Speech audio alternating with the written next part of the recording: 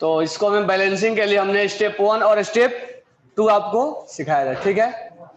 KMnO4 पहले क्या सिखाया था कि उस एटम को पहचानो जो ऑक्सीडेशन और रिडक्शन में क्या हुए हैं, पार्टिसिपेट किए हैं, यानी जिसका ऑक्सीडेशन और रिडक्शन हुआ है उस एलिमेंट को हमें आइडेंटिफाई करना है। हो जाएगा पहला। अब हमें दूसरा स्टेप में हमने ये सिखाया था कि जो एटम ऑक्सीडेशन और रिडक्शन को गया है वो क्या वो एटम बैलेंस है कि नहीं है। तो इधर Mn एक है, इधर Mn एक है, बैलेंस है। इधर क्लोरीन एक है, इधर क्लोरीन 2 है।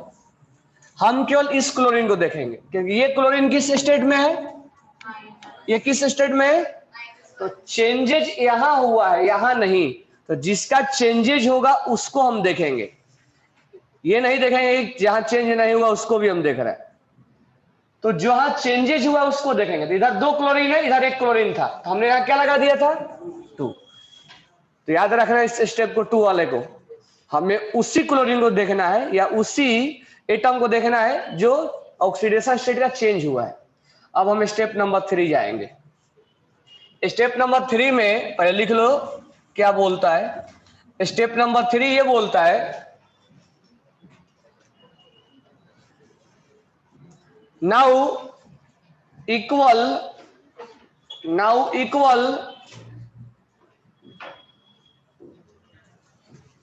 number of lost electron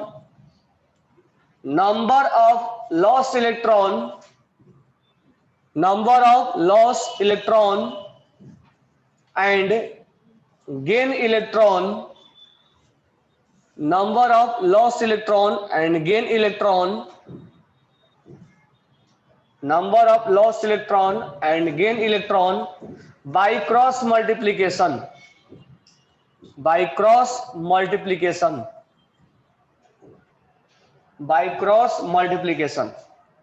अब ध्यान देना क्रॉस मल्टीप्लिकेशन का मतलब क्या होता है। अब मुझे ये बताओ कि +7 से कहां गया है, ऑक्सीडेशन स्टेट क्या हुआ है, डिक्रीज या इंक्रीज हुआ है, डिक्रीज। तो ऑक्सीडेशन स्टेट डिक्रीज मतलब इलेक्ट्रॉन लूज या गेन, इलेक्ट्रॉन गेन।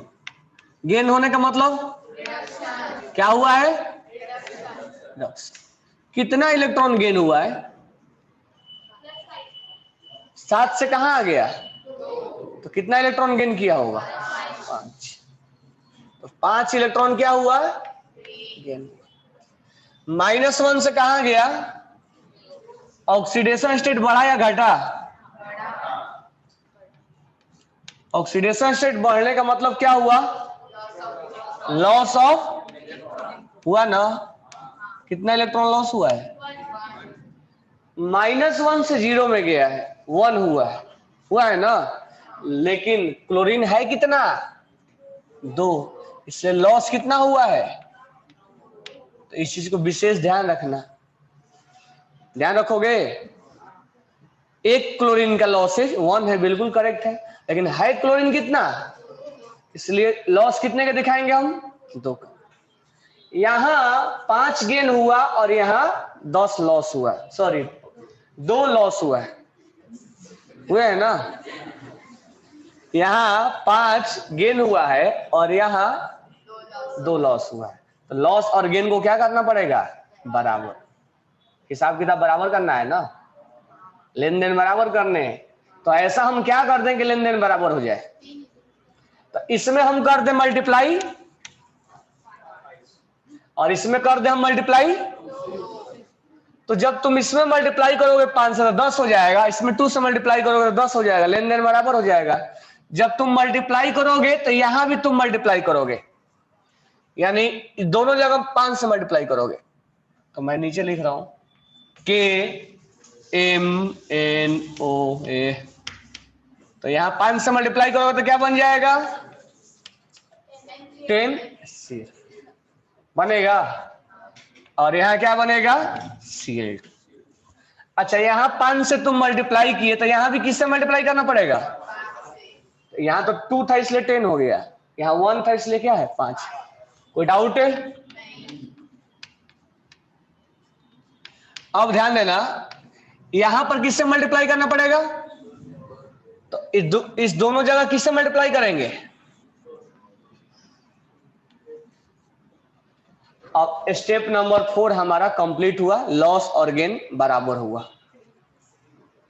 कोई डाउट, कोई अड़चन, शंका? आए?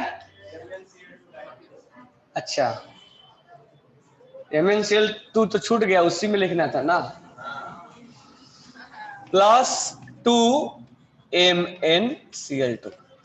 बाकी सब ऐसी समझ लिए, कोई डाउट भी नहीं था। ये स्टेप नंबर 3 क्लियर हुआ। 5 से मल्टीप्लाई करना होगा तो दोनों जगह करोगे, 2 से मल्टीप्लाई करना होगा तो इन्हें एक जगह मल्टीप्लाई कर दिए। स्टेप नंबर 3 तक जो बना लेगा, सोच लो आगे बना लिया, क्योंकि आगे बनाना कुछ भी नहीं है। जो स्टेप नंबर 3 तक कंप्लीट कर लेता है वो सोच लो कि 90% उसमें क्वेश्चन बन जाएंगे। लेकिन अगर तुम स्टेप 3 नहीं बनाते हो तो कंप्लीट नहीं होता।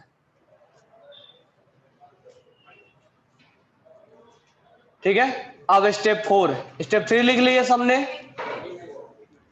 लिखो, फिर उधर बिजली की तरफ क्यों देख रहे हो? इधर ध्यान देना है तो।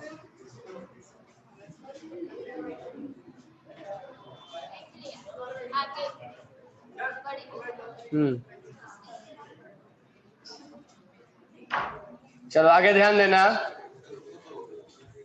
अब स्टेप 3, 4 और 5 बिल्कुल आसान है। अब स्टेप 4 देखना ध्यान से। स्टेप 4,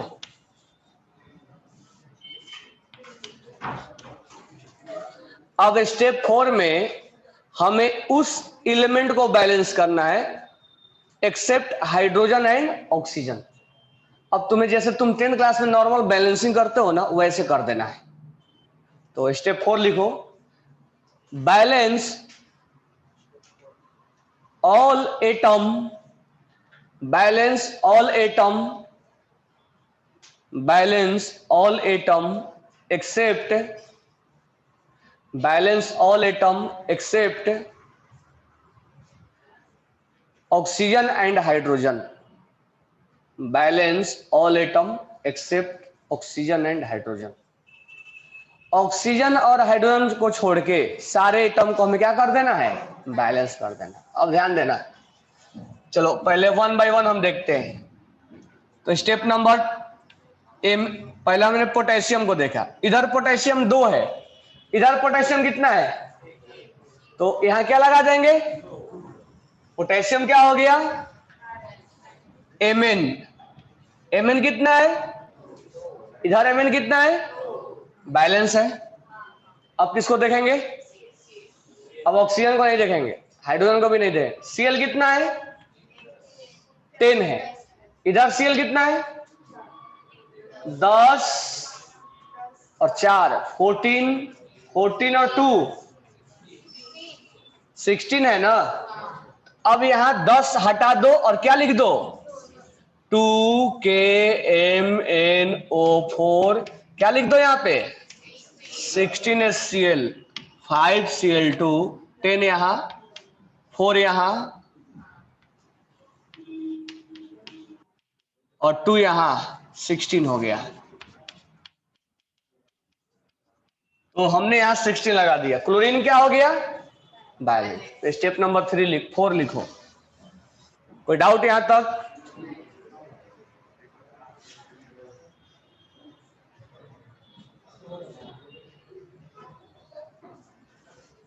अब ध्यान देना आगे। स्टेप नंबर 4 हो गया।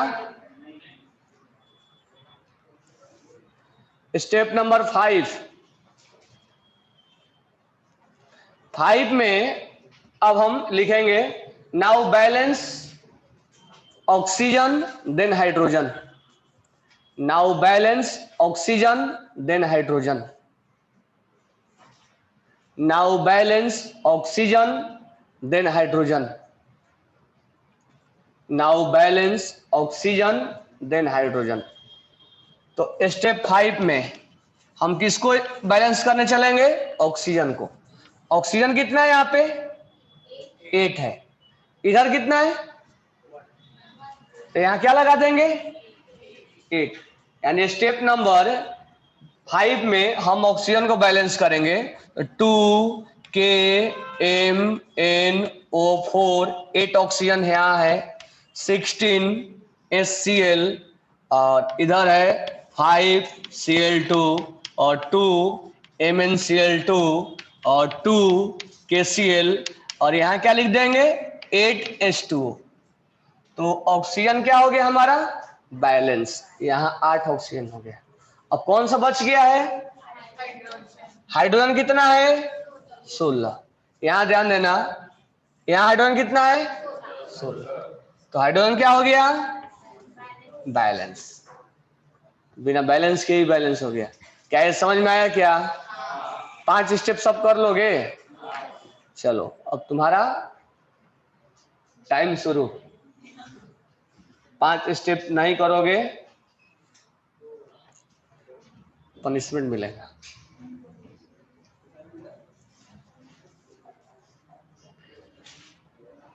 चलो 5 स्टेप क्लियर हो गया। लास्ट बार पूछ रहा हूं, सबको क्लियर हो गया कि डाउट है? नहीं, ठीक है, मैं बोर्ड पे बुलाता हूं। लिखो क्या? तीसरा स्टेप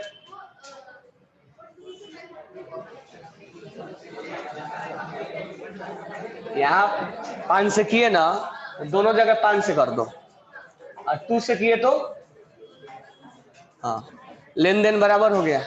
3 स्टेप मेन था, उसके बाद 2 तो आसान है ना, चौथा पांचवा आसान। चलो नेक्स्ट क्वेश्चन लिखो। जब तक 2-3 क्वेश्चन नहीं करोगे ट्राई, तब तक नहीं आएगा। हो सकता है कोई पहला बार में ही समझ में आ गया हो तो जीनियस होगा। अगर नहीं समझ में आया तो आगे अटेम्प्ट करते जाना, वो तुम्हारे ऊपर है, तुम कब उसको समझ पाओगे। हो सकता है कोई फर्स्ट एग्जाम्पल में समझ में आ जाए और कोई हो सकता है कि 5 एग्जाम्पल के बाद भी उसको होश ना खुले, तो तुम्हारे ऊपर डिपेंड कर रहा है। तो मैं क्वेश्चन दे रहा हूं और तुमको बनाना है और बताना है। पक्का बना लोगे ना? चलो कोई डाउट नहीं होगा ना? चलो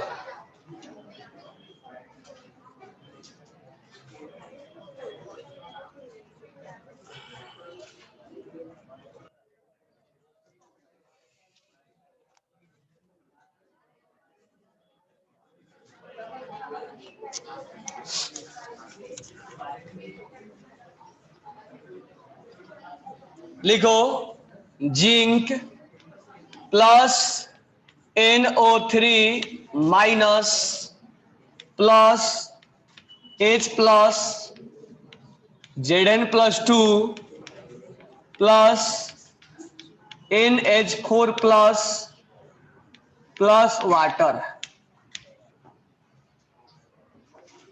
zinc plus NO3 minus plus H plus plus NH4 plus और वाटर।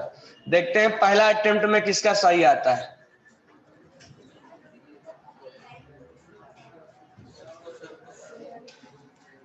चलो जीतेश, तुम बोर्ड पे बनाओगे हैं? क्या निकालो ना? नहीं, इधर ही 0 होगा ना रे।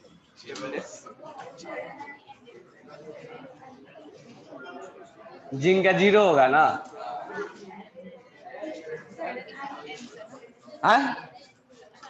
जिंक का ऑक्सीडेशन स्टेट क्या होगा? 0। नेचुरल फॉर्म में है ना। चलो देखते हैं सबसे पहले करेक्ट और सही सही और पांचों स्टेप कौन बनाता है।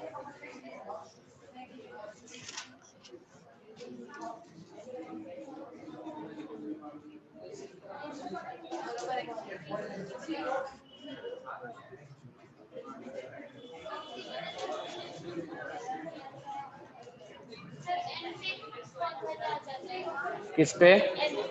एन पे। +5 आएगा। निकालो ऑक्सीडेशन स्टेट। तो ऑक्सीडेशन स्टेट निकालने आते हैं ना, तो निकालो। हाँ बोलो। हाँ ऑक्सीजन का नहीं, 2 पे कहा तुम्हें दिख रहा है?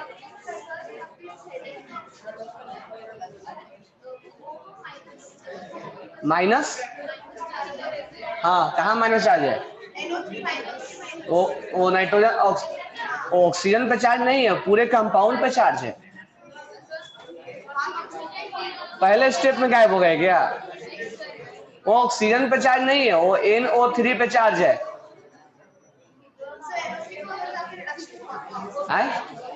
नाइट्रोजन का रिडक्शन हो, नाइट्रोजन।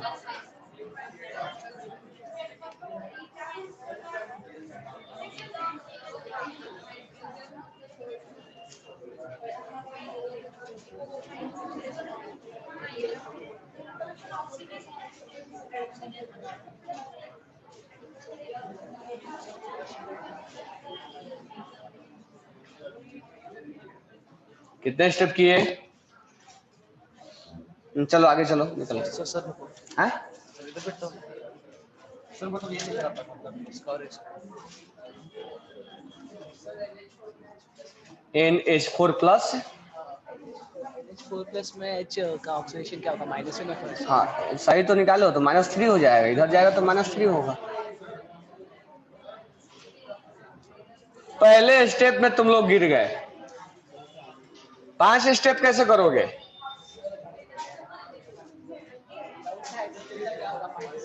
पहला स्टेप ही नहीं हो पा रहा है, आइडेंटिफाई भी नहीं कर पा रहे हो कौन सा आइटम ऑक्सीडेशन को गया, रिडक्शन को गया।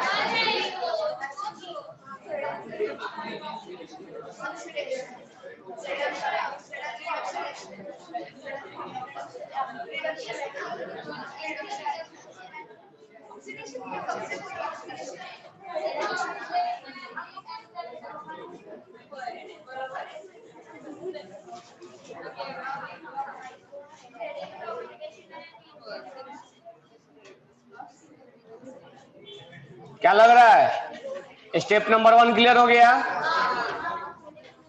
हाँ, जिंक का ऑक्सीडेशन स्टेट क्या है? नाइट्रोजन का क्या है? जिंक का क्या है? 0 से कहां गया? ऑक्सीडेशन स्टेट क्या हुआ? रिडक्शन या ऑक्सीडेशन? यहां पर NH4 में, अच्छा किसी किसी को ये नहीं निकालने आ रहा है, तो उससे बत्तख गधा नहीं हो सकता है। N और ये क्या है? माइनस ऑक्सीजन का क्या है? 3 ऑक्सीजन है, -6 इक्वल टू -1। अब इसके कुछ कुछ लोग ऐसे हैं और इसके बाद नहीं कैलकुलेट कर पा रहे, तो महागधे हैं। ये x इक्वल टू -1 प्लस 6 क्या हो जाएगा? अब यहां नाइट्रोजन का निकालना है, x हाइड्रोजन का क्या होगा? Equal to x equal to, अब इसके बाद कई जने का नहीं निकल रहा है सर, इसके बाद क्या होगा? +1 -4 x इक्वल टू -3। यहाँ नाइट्रोजन किस स्टेट में है? तो क्या क्या आइडेंटिफाई किए तुम लोग? ये ऑक्सीजन कहाँ, नाइट्रोजन कहाँ गया है?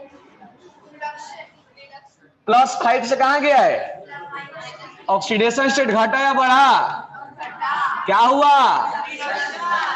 तो हमारा स्टेप नंबर 1 कंप्लीट हुआ, जिंक ऑक्सीडेशन को गया और नाइट्रोजन। अब स्टेप नंबर 2 क्या बोलता है? किस एटम को बैलेंस करना है? केवल बैलेंस नहीं, जो एटम ऑक्सीडेशन और रिडक्शन में पार्टिसिपेट हुए हैं उनको बैलेंस करना है। चलो स्टेप नंबर 2 करते हैं। जिंक पार्टिसिपेट किया है, जिंक 1 है, इधर कितना है? 2 है। जिंक कितना है? खाना खा के नहीं आए क्या? हाँ कौन बोला फिर? ये जिंक इधर है, इधर जिंक कितना है? एक। इधर नाइट्रोजन एक है, इधर नाइट्रोजन एक है ना? दो तरफ नाइट्रोजन क्या है? एक एक है। नाइट्रोजन क्या है? बैलेंस। और जिंक क्या है? तो हमें स्टेप नंबर 2 करने की कोई नीड है? अब क्या करना है स्टेप नंबर 3 में? लेन देन बराबर करना है, यानी लॉस और गेन को बराबर करना। अब मुझे बताओ जिंक 0 से कहां गया? +2 में। कितना इलेक्ट्रॉन्स लूज हुआ है? 2 हुआ है ना? तो यहां 2 इलेक्ट्रॉन्स लूज हुआ है। अब नाइट्रोजन +5 से कहां गया? कितना इलेक्ट्रॉन्स क्या हुआ है? गेन हुआ है कि लॉस हुआ इलेक्ट्रॉन? गेन हुआ है। कितना गेन हुआ है? 2। किसका किसका 2 आया? -3 से 5 में आने 2 गेन होता है। -3 से 0 में आएगा, 0 से +5 में जाएगा, 8 गेन करेगा ना।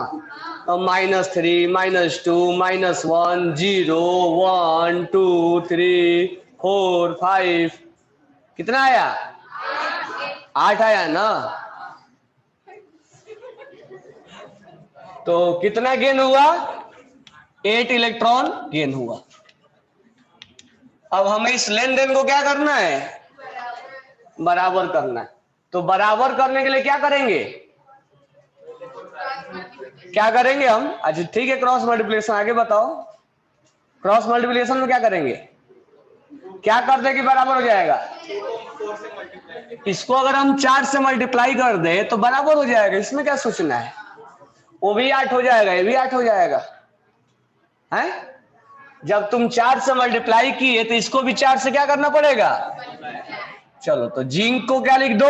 4 प्लस, इसमें मल्टीप्लाई करने की कोई नीड है? यहां क्या लिखना पड़ेगा? क्योंकि अगर 4 से तुम यहां मल्टीप्लाई किए तो यहां भी करना पड़ेगा। और यहां क्या लिखना पड़ेगा? NH4। ये तो बहुत आसान क्वेश्चन हो रहा है। अब स्टेप नंबर 3 हमारा कंप्लीट हो गया। स्टेप नंबर 4 क्या बोलता है? Balance all atom except hydrogen and oxygen. तो पहले हमें कौन दिखा? जिंक। जिंक इधर कितना है? इधर जिंक कितना है? 4। जिंक क्या है? अब कौन एटम है? नाइट्रोजन। नाइट्रोजन कितना है? इधर नाइट्रोजन कितना है? नाइट्रोजन क्या है? तो फिर आगे कुछ करने की जरूरत ही नहीं है, यानी स्टेप नंबर 4 करने की कोई नीड नहीं है। नेक्स्ट स्टेप कौन सा है? Balance oxygen and. तो पहले हम ऑक्सीजन को बैलेंस करेंगे। कितना ऑक्सीजन? इधर कितना ऑक्सीजन? क्या लगा देंगे? ऑक्सीजन क्या हो गया? अब किसको बैलेंस करेंगे? इधर हाइड्रोजन। इधर कितना? इधर कितना? 6। 6 या 10? 6 या 10?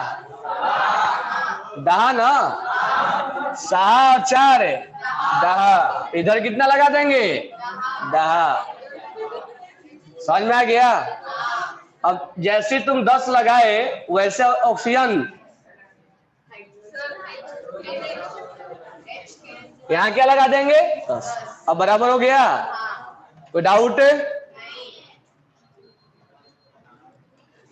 अब कर लोगे? देखते हैं। कोई डाउट स्टेप्स में?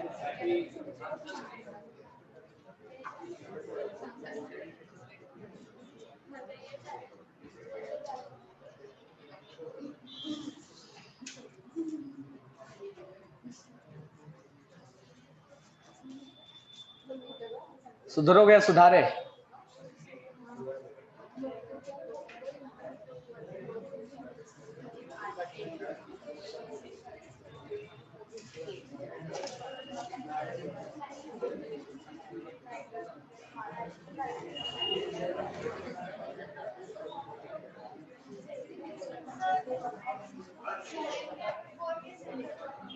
जिंक के आगे 4 कैसे आया? यहाँ इलेक्ट्रॉन्स कितने हैं? यहाँ कितने? लेन देन बराबर करना है ना, तो 4 से क्या करना पड़ेगा? तो 4 से यहां भी करना पड़ेगा, यहां भी करना पड़ेगा। 4 से कर दिया हमने। और कोई डाउट है? चलो नेक्स्ट क्वेश्चन। अब पक्का बना सकते हो।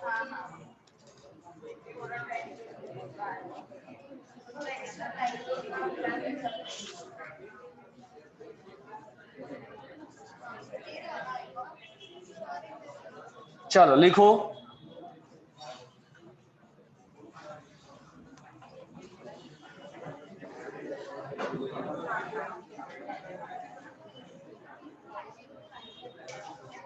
K2Cl2O7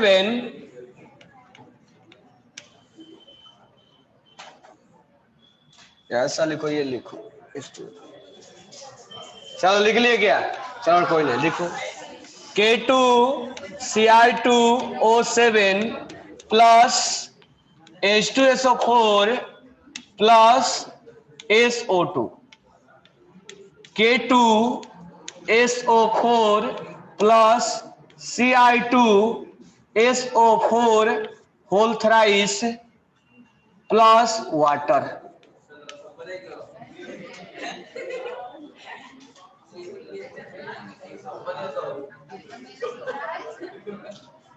मतलब केवल दिमाग के बत्ती जल रहा है क्या इसमें?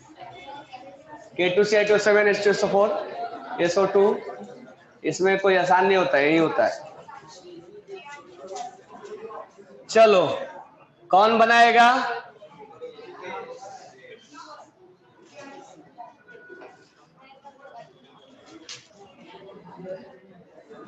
कई बार समझाया, बात नहीं करना। चलो उधर तो तुम, और चलो उस टाइल्स पे चलो बिल्कुल। तुम चलो इधर, उधर चलो बिल्कुल, बिल्कुल उस टाइल्स पे चलना है।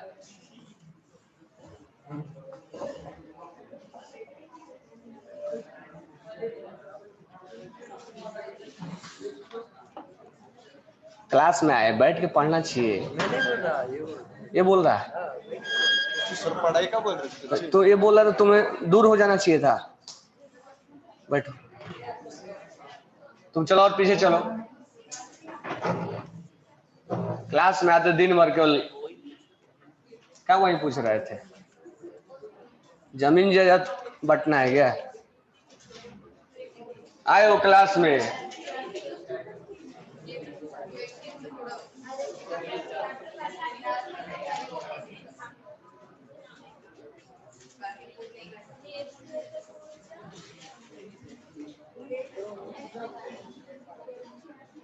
ऑक्सीडेशन स्टेट इंक्रीज हो रहा है कि डिक्रीज?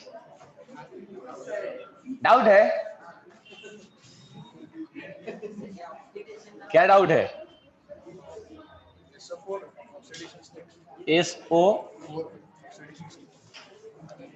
SO4 कहाँ है? SO4 पे -2 चार्ज होता है। हाँ।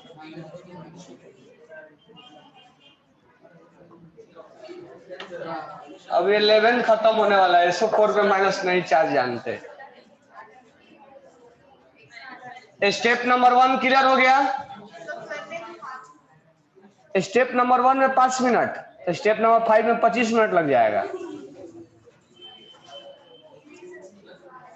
तुम्हें ऐसा एलिमेंट नहीं मिला जो ऑक्सीडेशन और रिडक्शन हो गया है। Cr और S है? Cr और K मालूम होना चाहिए, K कभी ऑक्सीडाइज नहीं होता है।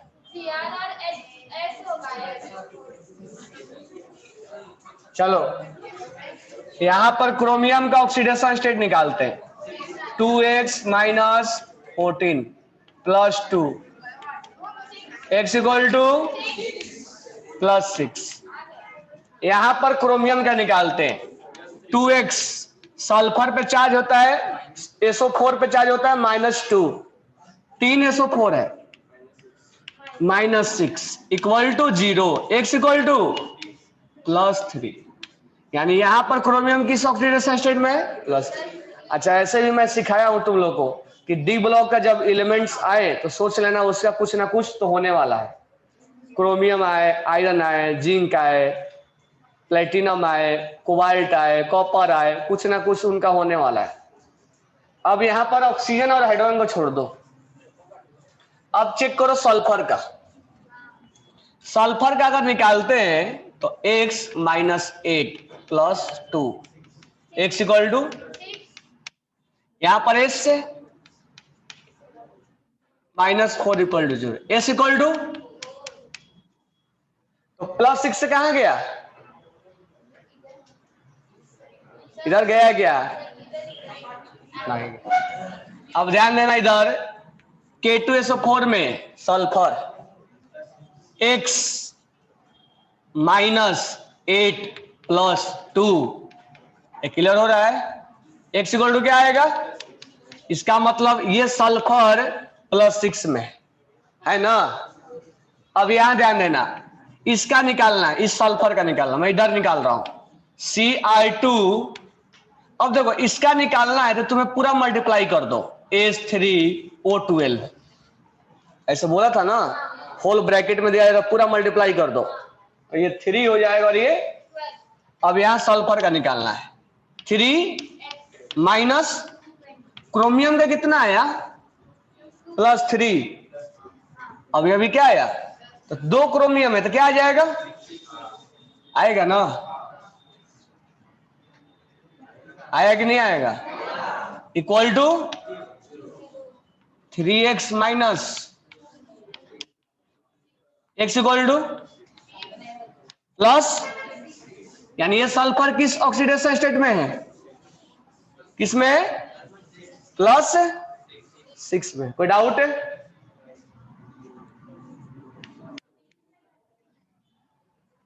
देखो क्रोमियम +6 से कहां गया? +3 में। क्रोमियम +6 से कहां गया? चेंज हुआ। सल्फर +6 से कहां गया? चेंज हुआ क्या? तो इसको नहीं पकड़ेंगे। सल्फर +4 से कहां गया? यहां भी गया है। इसका मतलब क्रोमियम एंड सल्फर दो ऐसे एटम हैं जिनका ऑक्सीडेशन और रिडक्शन हुआ है। तो स्टेप नंबर 1 यही बोल रहा है। समझ में आ गया? स्टेप नंबर 1 यानी क्रोमियम और सल्फर दो ऐसे एटम हैं जो ऑक्सीडेशन और रिडक्शन को पार्टिसिपेट किए हैं। तो हमने आइडेंटिफाई कर लिया, यानी सब कुछ हमारा पहला फोकस किस पर रहेगा? क्रोमियम और सल्फर। क्लियर हो गया? स्टेप नंबर 1 कोई प्रॉब्लम? ये लिख लिया ऑक्सीडेशन स्टेट वाला निकालना। तो धीरे धीरे तुम्हें आइडिया लग जाएगा किस एटम का ऑक्सीडेशन स्टेट चेंज हो रहा है। पोटेशियम का कभी नहीं चेंज होगा क्योंकि एस ब्लॉक का एलिमेंट्स ऑक्सीडेशन स्टेट कभी चेंज नहीं होता, वो वेरिएबल नहीं होते हैं ना। ये हटा दूं। स्टेप नंबर 1 क्लियर हो गया? अब ध्यान देना, अब एक थोड़ा सा मैं चेंज कर रहा हूं, यहां पर Cr2S3 और O12 लिख दे रहा हूं जानबूझ के। होल ब्रैकेट को हमने हटा दिए जानबूझ के ताकि कोई प्रॉब्लम ना हो, काउंट करने में कोई दिक्कत ना हो। कोई प्रॉब्लम नहीं है ऐसा लिखने में? नहीं। अब ये थोड़ा सा इंपॉर्टेंट क्वेश्चन हो जाता है, ध्यान रखना। अब यहां पर इंपॉर्टेंट इसलिए हो जाएगा कि क्रोमियम +6 से कहां गया? +4 में, +3 में। और सल्फर ये वाला सल्फर पार्टिसिपेट नहीं किया, ये वाला किया है। तो ऐसा पॉसिबल है कि हो सकता है कि ये सल्फर पार्टिसिपेट ना करे, ये किया है। ये कहां गया है? अच्छा एक जगह और गया है, यहां भी गया है, तो ऐसा भी पॉसिबल है। तो हमें कोई लेना देना नहीं है, बस मैं तुम्हें बता रहा हूं +4 से कहां गया, +4 से कहां गया 6, कौन वाला, यहां पर क्या है, यहाँ क्या है, चेंज आया क्या, +6 से +6 में चेंज आया क्या, +6 से ये कहाँ गया, चेंज आया क्या, इसलिए वो नहीं गया, जिसका चेंज आएगा वही हो जाएगा ना, लेकिन इसका दो दो जगह चेंज आया, इसमें थोड़ा सा ये टिपिकल क्वेश्चन हो गया। तो तुम आइडेंटिफाई कर लिए। अब ध्यान देना, +6 से कहां गया है, +3, कितना इलेक्ट्रॉन्स, सॉरी ऑक्सीडेशन स्टेट क्या हुआ, क्या हुआ, रिडक्शन या ऑक्सीडेशन, सल्फर कहां गया, इंक्रीज हुआ, ऑक्सीडेशन या रिडक्शन, ऑक्सीडेशन, दो दो जगह हुआ है, यहां भी, यहां से यहां भी गया और यहां से, ऐसा पॉसिबल है जाना, कोई प्रॉब्लम है नहीं। तो एक जगह रिडक्शन हुआ, एक जगह ऑक्सीडेशन हुआ। अब हमें स्टेप नंबर 2 पे जाना, अभी तक हम स्टेप नंबर 1 पे ही थे। 3 स्टेप मेन करना है, 3 स्टेप कर लोगे क्वेश्चन हो जाएगा। स्टेप नंबर 2 क्या बोलता है, उस एटम को बैलेंस करो जो एटम ऑक्सीडेशन में पार्टिसिपेट किए। इधर क्रोमियम कितना है, इधर क्रोमियम कितना है, 2, बैलेंस है।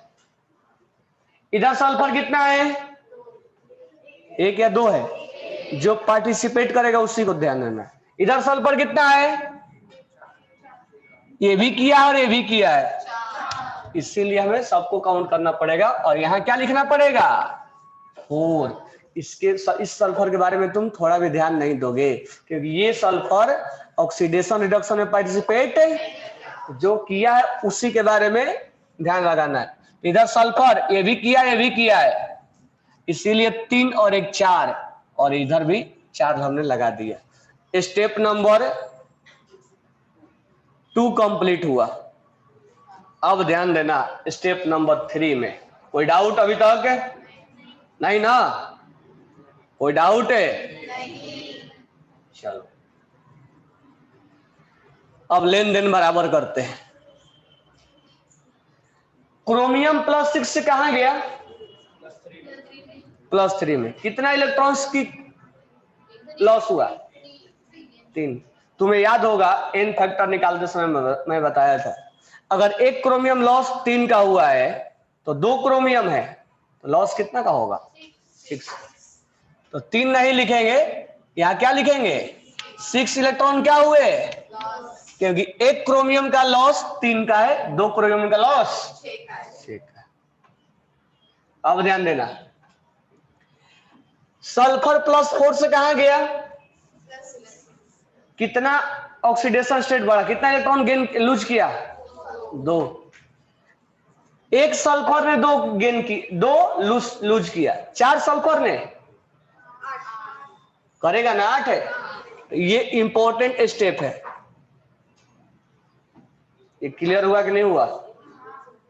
एक सल्फर ने +4 से कहां गया, +6, यहां भी गया, तो सल्फर सल्फर इसलिए तो हमने बराबर कर दिया है, इसलिए तो सल्फर सल्फर हमने क्या किया, बराबर किया।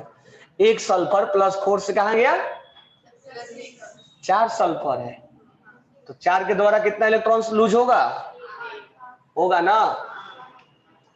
अब हमें लेन देन बराबर करने, अब एक ऐसा नंबर ढूंढो जो मल्टीप्लाई करने के बाद लेन देन बराबर हो जाए। तो इसमें किससे मल्टीप्लाई कर दे,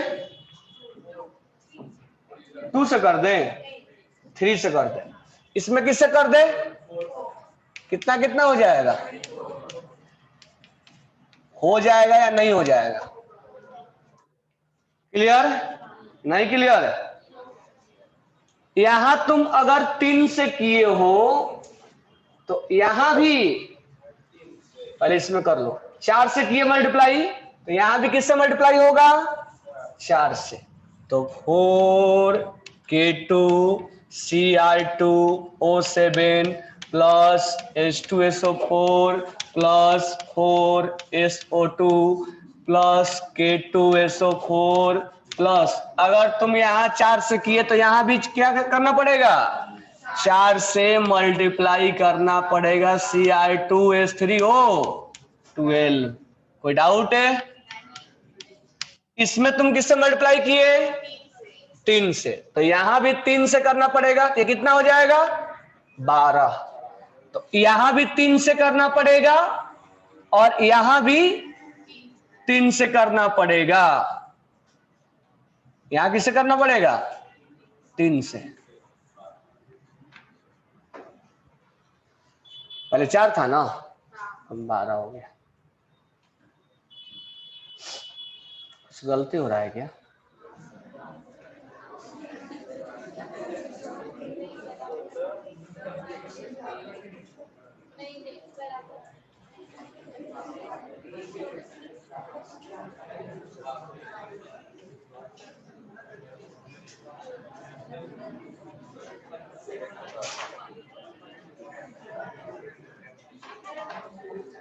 यहां पहले 4 था ना,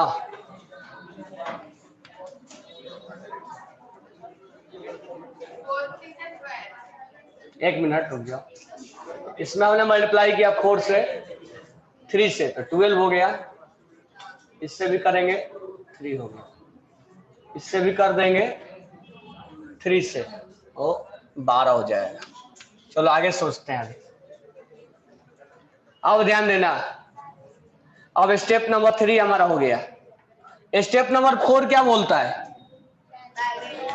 उस एटम को बैलेंस करो एक्सेप्ट। तो पहले हमें मिला पोटेशियम। पोटेशियम कितना है? इसको डस्टिंग मत करना, नेक्स्ट क्लास में हम कंटिन्यू करेंगे। तो नेक्स्ट क्वेश्चन है हमारा MnO4 minus plus H plus plus C2O4 minus 2 Mn plus 2 CO2 plus H2O।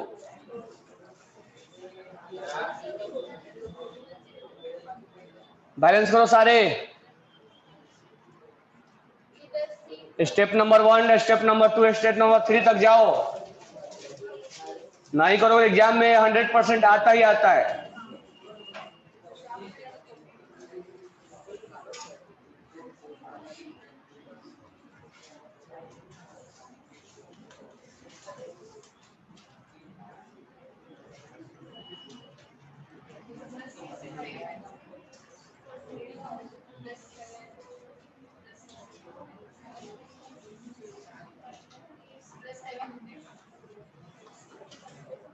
जिस एटम का ऑक्सीडेशन और रिडक्शन हुआ है वो एटम बैलेंस है क्या, वो चेक करो।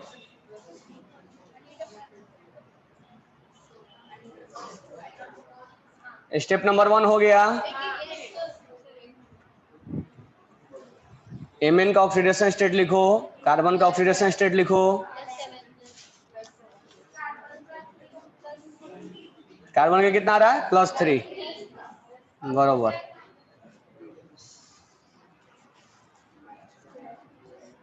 ऑक्सीडेशन स्टेट निकाल लिए। तो अब जिस एटम का ऑक्सीडेशन और रिडक्शन हुआ है उसको चेक करो क्या वो बैलेंस है कि नहीं है। Mn दोनों साइड सेम है ना? Mn एक एटम है, राइट साइड भी एक एटम है। और कार्बन लेफ्ट हैंड साइड एक है और राइट हैंड साइड 2 है। ये आसान है अगर अच्छे समझोगे तो right hand side, left hand side carbon 2 है और राइट हैंड साइड कार्बन 1 है। इसका मतलब हमें राइट हैंड साइड कार्बन में 2 से क्या करना पड़ेगा? मल्टीप्लाई, तो बराबर हो जाएगा। उसके बाद तीसरा स्टेप लेन देन बराबर करना है, लॉस और गेन बराबर करना है। सारे स्टेप्स करोगे ये आसान है, हो जाएगा।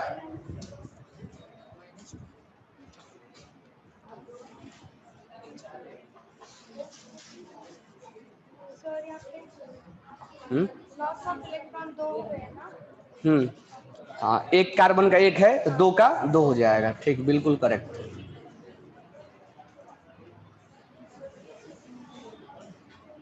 लॉस कार्बन का 1 दिखाएगा लेकिन 2 कार्बन है तो लॉस 2 लिखना है।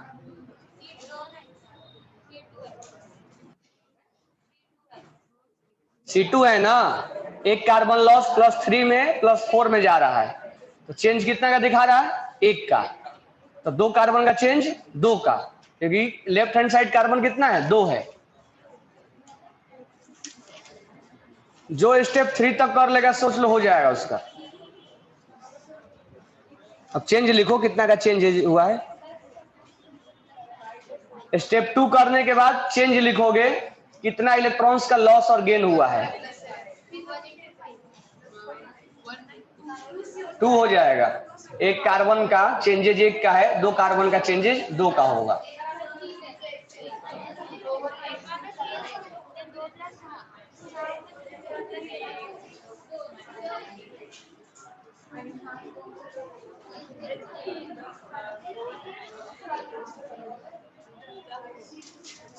अब चेंज लिखो कितना कितना का चेंज हुआ है। सर ये +4 बराबर हाँ +4 बराबर है।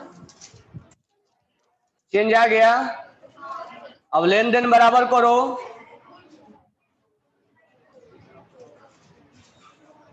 ठीक, आगे करो उसको। और 5 से मल्टीप्लाई किए तो यहाँ भी 5 से मल्टीप्लाई करो, इधर भी 5 से मल्टीप्लाई करो। हाँ राइट है। यह कितना है? 5 का, और यहाँ 2 का। इसमें 2 से इसमें 5 से, इसमें दोनों जगह 2 से मल्टीप्लाई करो, इसमें दोनों जगह 5 से करो।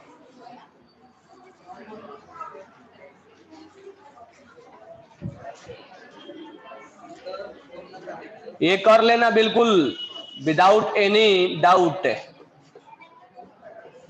सर अभी इधर 5 का चेंज है, इधर 1 का चेंज है। 1 का कैसा आया? 2 आता है, 2 का चेंज आता है। 2 का आया ना? वाटर के ज्यादा है। कैसे 2 का आया? ये C2 है ना। हाँ पकड़े हो। अभी 2 और 5 10 जहाँ जहाँ दोनों जगह 2 से करो, और यहाँ दोनों जगह 5 से करो। इधर से जहाँ जहाँ मल्टीप्लाई। 2 से 2 किसका हो गया कंप्लीट? हो गया। क्या आ रहा है आंसर बोलो? 3 स्टेप हो गया। हाँ तो आगे 2 स्टेप करो, 2 स्टेप आसान है। थर्ड स्टेप जिसका हो जाएगा 4 और 5 आसान होता है। तुम लोग कहाँ गए? आधा स्टेप तक सोल्व किए। Step 1 2 half.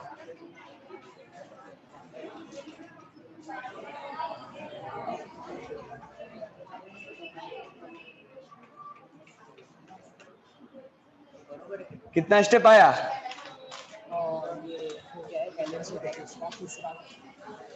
तीसरा स्टेप करो, कितना का चेंज आया निकालो। इसमें 5 का है में एक कार्बन का चेंज 1 है ना, 2 कार्बन है ना, तो 2 कार्बन का चेंज 2 दिखाएगा। बाकी अब बराबर करो लेन देन। इसमें 5 से मल्टीप्लाई करो, इसमें 5 से करो, इसमें 2 से करो। किसका कंप्लीट हो गया? हो गया।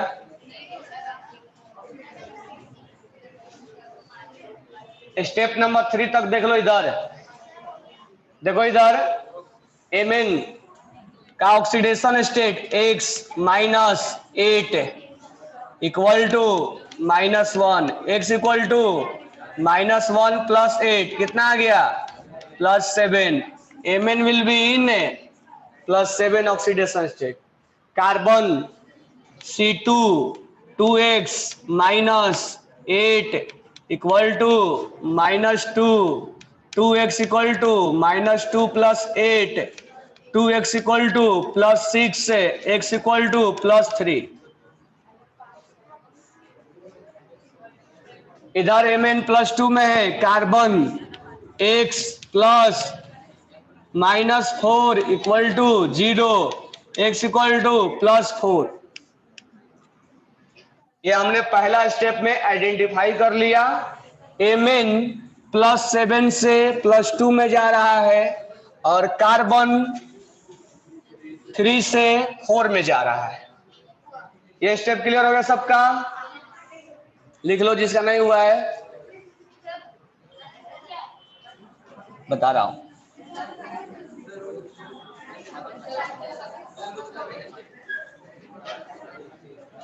ये स्टेप क्लियर हो गया।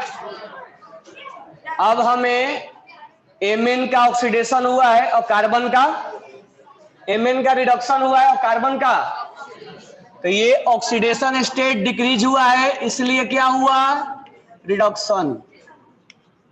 ये ऑक्सीडेशन स्टेट इंक्रीज हुआ, इसलिए क्या हुआ, ऑक्सीडेशन।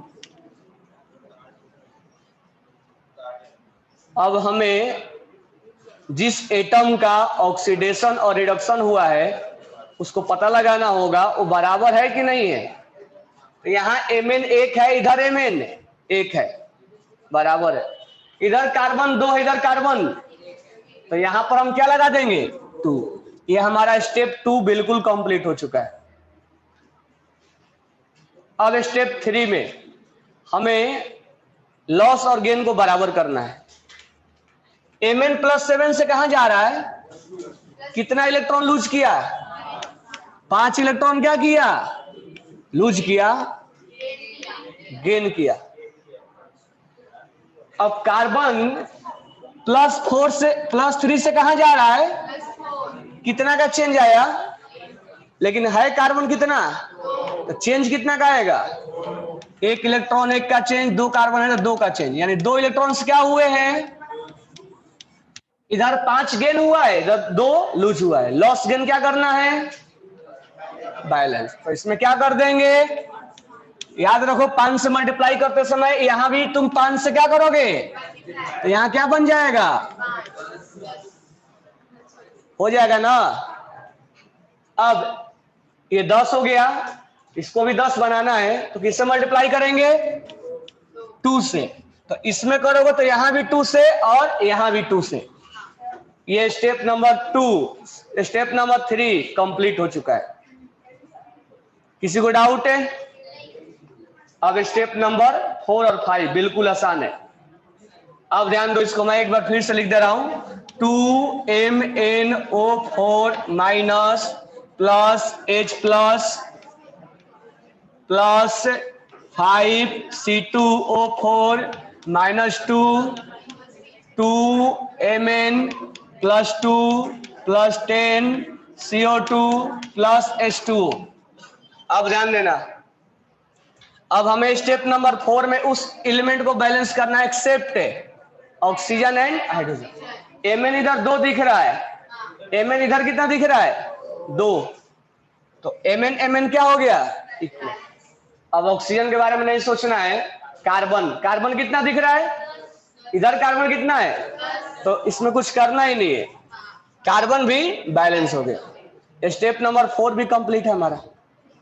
अब स्टेप नंबर 5, पहले हम बैलेंस कर लेंगे ऑक्सीजन को। ऑक्सीजन इधर कितना है, 8, और यहां कितना है, 20 है, तो टोटल कितना हो गया, 28। इधर ऑक्सीजन कितना है, 20 है ना, इसको मत काउंट करो, 20 है और 8 चाहिए, 8 लगा दो यहां, 20 चाहिए, 8 ऐड कर दो। ऑक्सीजन भी क्या हो गया हमारा, बैलेंस हो गया। अब ध्यान देना, अब किसको बैलेंस करना है, हाइड्रोजन को। इधर हाइड्रोजन 1 है, इधर हाइड्रोजन कितना है, 16, तो यहां क्या लगा दो, हाइड्रोजन क्या हो गया, बैलेंस। ये जिसका आंसर आया वो करेक्ट होगा। अब कर लोगे ना, अब हो जाएगा। चलो एक और क्वेश्चन करो।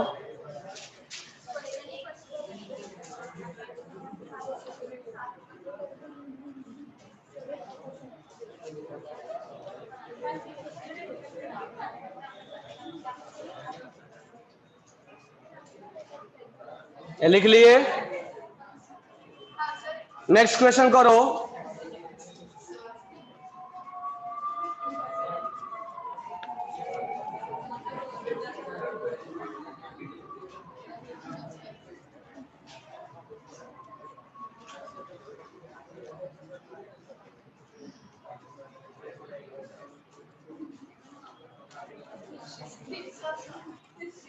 क्या साथ साथ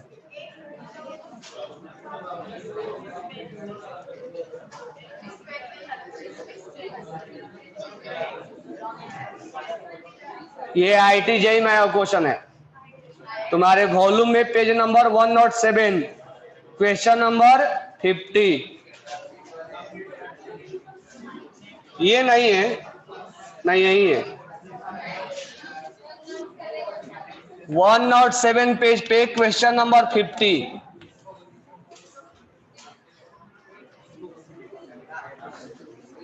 तो 49 भी करवा दिया और 50 भी करवा दिया।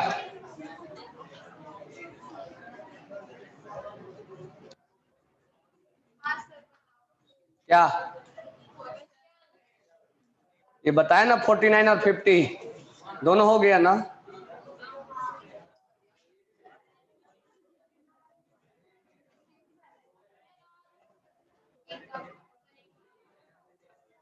मिलेगा तब ना। चलो एक क्वेश्चन और कर लो, 2 और करो।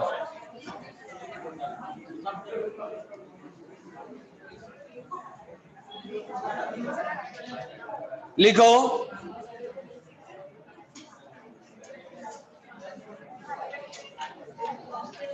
IO3 minus plus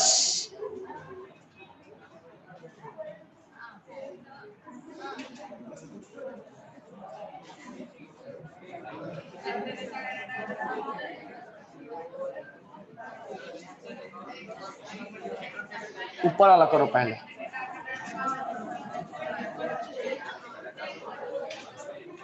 H2O2 plus ClO2,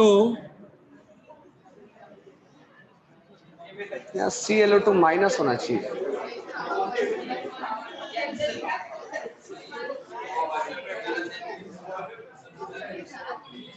यहाँ ClO2 माइनस होना चाहिए।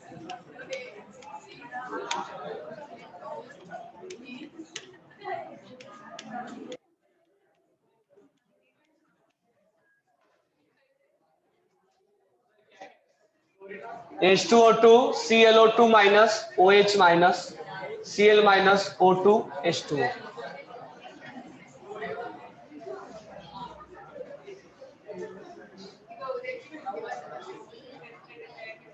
इसको लिख लो, घर से करके लाना।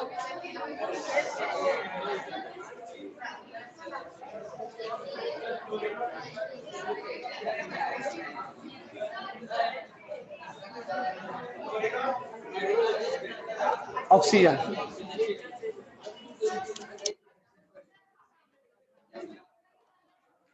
क्लोरीन और ऑक्सीजन आएगा।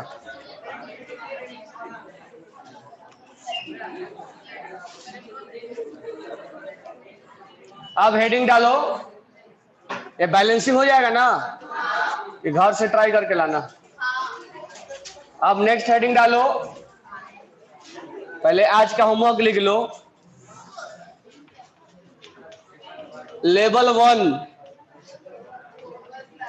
होमवर्क और क्लास वर्क, कौन सा टॉपिक? रेडॉक्स का। रेडॉक्स ऑक्सीडाइजिंग एजेंट पहचानना, रिड्यूसिंग एजेंट पहचानना,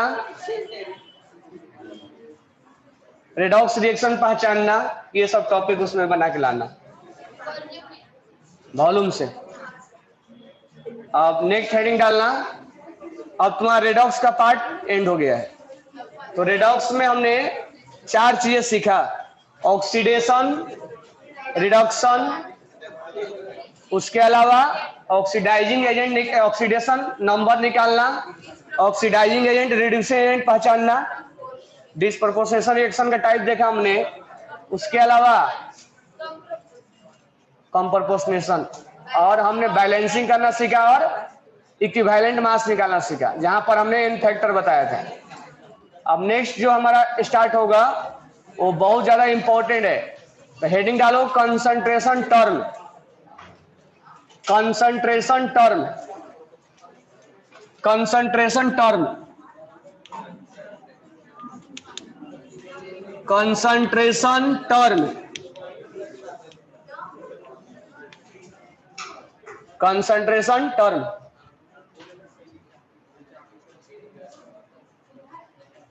तो देखो, अगर मान लो सॉल्यूट को हम सॉल्वेंट के अंदर डिजोल्व करते हैं, मान लो हमने NaCl को वाटर में डिजोल्व कर दिया, तो NaCl के कितना मोल, तो इसमें दो पार्ट हो गया, एक सॉल्यूट हो गया और एक सॉल्वेंट हो गया। सॉल्यूट जिसको हम डिजोल्व करते हैं और जिसमें डिजोल्व करते हैं उसको सॉल्वेंट बोलते हैं। तो सॉल्यूट के कितने मोल और सॉल्वेंट यानी सॉल्यूशन में हमने कितना डिजोल्व किया है सॉल्यूट के मोल को, ठीक है। तो इस कंसंट्रेशन टर्म को हम अलग अलग टर्म में पढ़ाई करते हैं।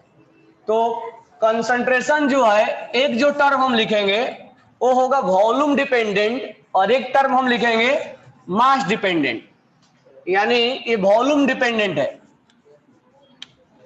Volume dependent. इसमें जो पहला आएगा वो आएगा मोलारिटी, मोलारिटी जिसको हम कैपिटल M से लिखेंगे।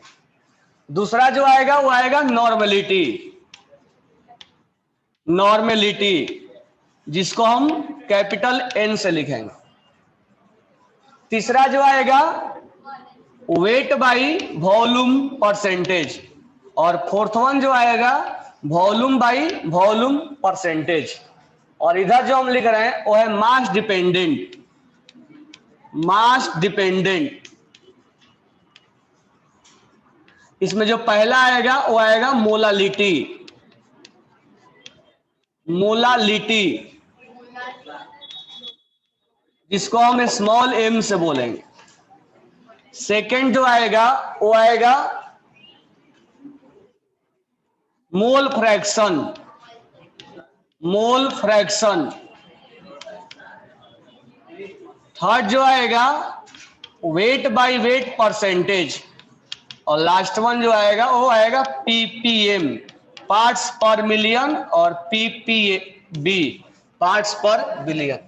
तो चार टर्म इधर पढ़ना है और चार टर्म इधर पढ़ना है।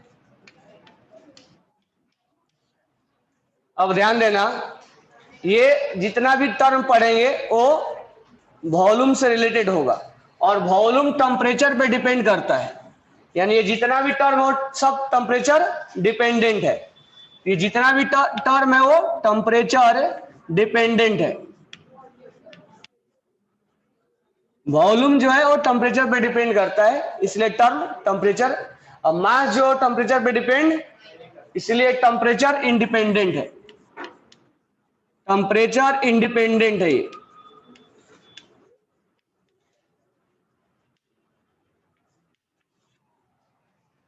तो जो लेफ्ट कॉलम में लिखा हुआ है वो टेम्परेचर डिपेंडेंट है, और जो राइट कॉलम में लिखा हुआ है वो टेम्परेचर इंडिपेंडेंट है। ध्यान देना, आगे चल के हम कन्वर्जन देखने वाले हैं। अगर इस कॉलम से इस कॉलम में कन्वर्जन करना है या इस कॉलम से इस कॉलम में करना है, तो उसके लिए हमें डेंसिटी की रिक्वायरमेंट पड़ती है। सेम में अगर कन्वर्जन करते हैं तो डेंसिटी की रिक्वायरमेंट नहीं पड़ेगी, लेकिन मोलारिटी को मान लो मोलालिटी में बदलना है तो हमें डेंसिटी की रिक्वायरमेंट पड़ेगी।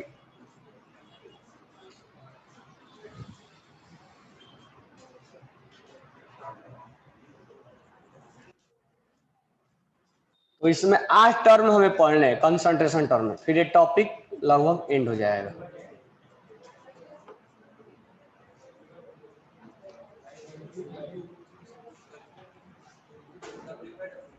वेट बाय वेट परसेंटेज,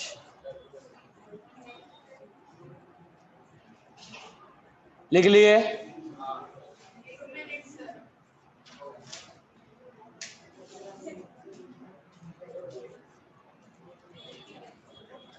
अब पहला है हमारा मोलारिटी।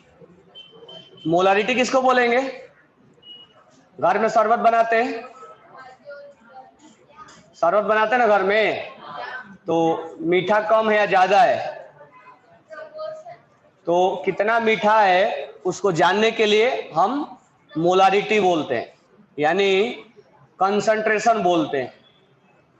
तो पहला जो टर्म है वो है मोलारिटी। तो फिर से अब नया हेडिंग डालो मोलारिटी, हम वन बाय वन सब कुछ इसमें पढ़ेंगे। तो पहला हमारा मोलारिटी, फर्स्ट टर्म लिखना मोलारिटी, मोलारिटी।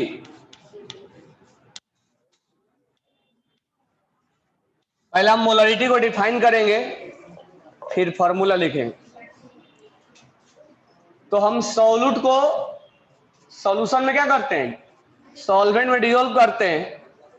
तो कितना मोल सॉल्यूट को हमने डिसॉल्व किया, यानी हम ये लिखेंगे मोलारिटी का definition, number of mole of solute dissolved in 1 litre solution. 1 litre solution में सॉल्यूट का कितना मोल डिसॉल्व होगा, उसको हम क्या बोलेंगे, is known as molarity, is known as molarity. इसको हम कैसे रिप्रेजेंट करेंगे, कैपिटल एम से, यानी number of mole of solute dissolved in 1 litre solution, number of mole of solute dissolved in 1 litre solution. ये किसका डिफिनेशन है, मोलारिटी का। अब ध्यान देना, अगर हम इसका फॉर्मूला लिखें तो हम लिखेंगे number of mole of solute, solute का कितना मोल डिसॉल्व्ड है कहां, सॉल्यूशन में, यानी वॉल्यूम ऑफ सॉल्यूशन। और वॉल्यूम का जो सॉल्यूशन होना चाहिए किस में होना चाहिए, लीटर में होना चाहिए। अगर बाय द वे अगर एमएल में दिया है तो क्या करेंगे, तो number of mole of solute divided by volume of solution. अगर ये सॉल्यूशन का एमएल में दिया है तो एमएल को लीटर में बदलने के लिए क्या करेंगे, 1000 से डिवाइड करेंगे। तो 1000 से डिवाइड करेंगे तो कहां चला जाएगा, तो अगर एमएल में दिया जाए तो 1000 से मल्टीप्लाई करना होगा। अब ध्यान देना, अगर हम इसका यूनिट लिखें तो मोल का यूनिट तो मोल होता है, और वॉल्यूम, वॉल्यूम का यूनिट क्या हो जाएगा, लीटर, यानी इसका मोलारिटी का यूनिट हो जाएगा मोल पर लीटर, जिसको हम कैपिटल एम से लिखते हैं, इसको हम बोलते हैं मोलर, मोलर। तो इसका यूनिट हो जाएगा मोल पर लीटर। यानी मान लो तुमने NaCl को पानी में डाले या शुगर को पानी में डाल दिए, तो कितना मोल शुगर को तुमने पानी में डाला, यानी सॉल्यूशन का वॉल्यूम, 1 लीटर पानी में डाले, 2 लीटर में डाले, तो कितना मोल सॉल्यूट का और वॉल्यूम किसका लेना है, सॉल्यूशन का।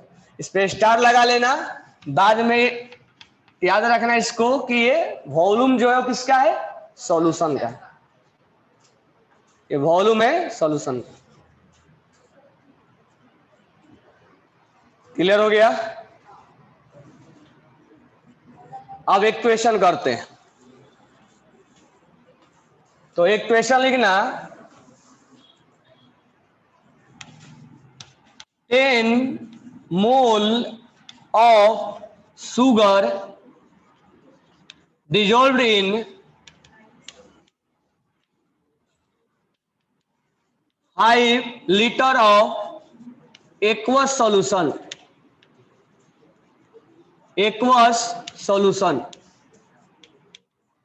find molarity, find molarity। Molarity क्या होगा, क्या होगा,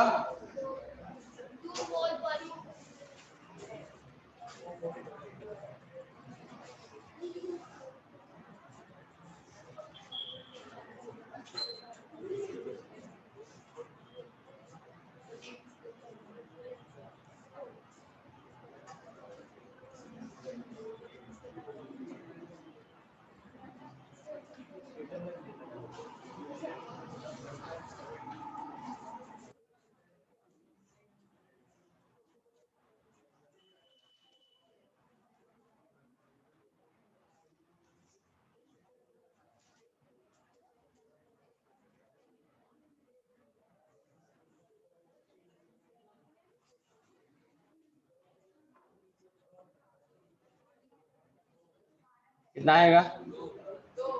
2 आएगा। कैसे है?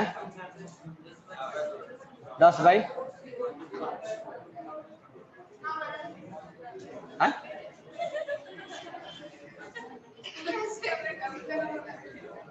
चलो तो इसको ध्यान से देखना यार। Number of mole of solute, mole कितना है?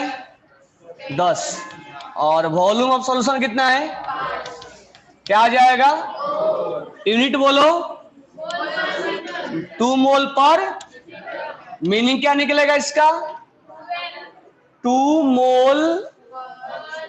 मोल ऑफ सॉल्यूट यानी sugar present in 1 litre solution, यानी 1 लीटर में 2 मोल आया। या हम इसको ऐसे लिखेंगे 2 कैपिटल M, दोनों का मीनिंग लिख लो इसको। अब नेक्स्ट क्वेश्चन बनाओ। Question number 2,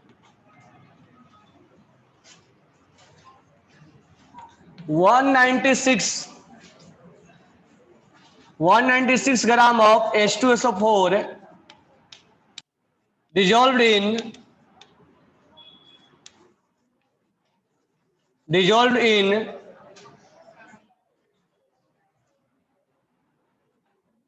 4 liter aqueous solution. Find molarity.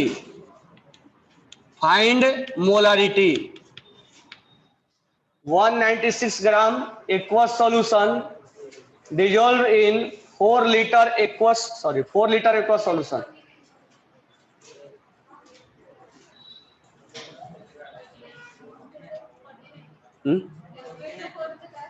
क्या 49? आंसर 49, 32।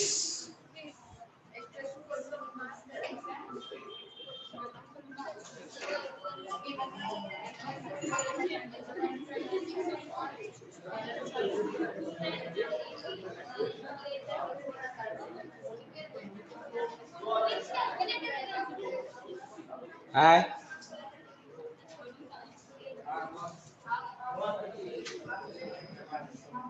किसका आंसर कितना आया? 2 से 1/2 पे आ गए। और कोई चेंजेस? किसका आंसर आया? देखो यहां मोलारिटी इक्वल टू क्या होता है? Number of given mass, number of mole of salt divide by volume of. अब इस केस में सॉल्यूट कौन है? मोल दिया है क्या? मोल निकालेंगे, मोल निकालने आता है। Mole equal to given mass upon H2SO4 का मोलर मास कितना होगा? 32।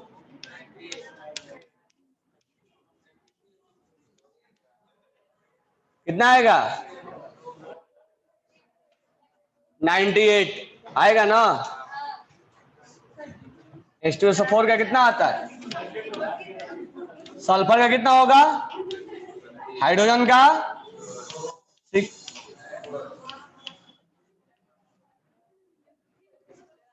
ये मोल कितना आ गया? वॉल्यूम कितना है? कितना आ जाएगा? 2/,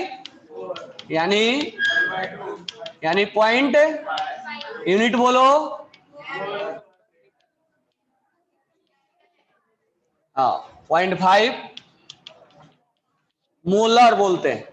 क्लियर हो गया ये? चलो नेक्स्ट क्लास में आगे कंटिन्यू करेंगे।